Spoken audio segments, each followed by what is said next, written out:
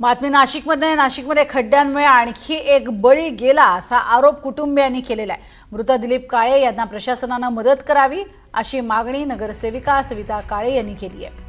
नाशिकच्या सातपूर परिसरामध्ये दिलीप काळे रस्ता ओलांडत असताना दुचाकीस्वाराचा धक्का लागला आणि त्यामुळे दिलीप काळे खड्ड्यात पडले आणि खड्ड्यात असलेल्या दगडाचा मार लागल्याने ते कोमात गेले होते। कोमात असलेले दिलीप काळे यांचा 24 दिवसानंतर मृत्यू झालाय। प्रशासनाने भरपाई द्यावी अशी मागणी या कुटुंबियांसह नगरसेवकांनी केली आहे। काळे कुटुंबियातील व्यक्तीला महापालिकेमध्ये नोकरी लावून द्यावी अशी ही मागणी करण्यात आली आहे। दिलीप काळे हे भाजी विक्रेते होते, त्यामुळे कुटुंबियांचा उदरनिर्वाह हा त्यांच्यावरच अवलंबून होता।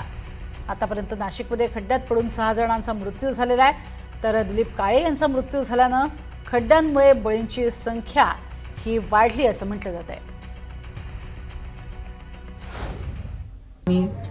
माझे मिस्टर, मी आणि माझी बहीण आम्ही पेशंटला बघायला कॉलनीत चाललो होतो आणि जाता जाता रोड क्रॉस करता आम्ही साईडला उभे होतो।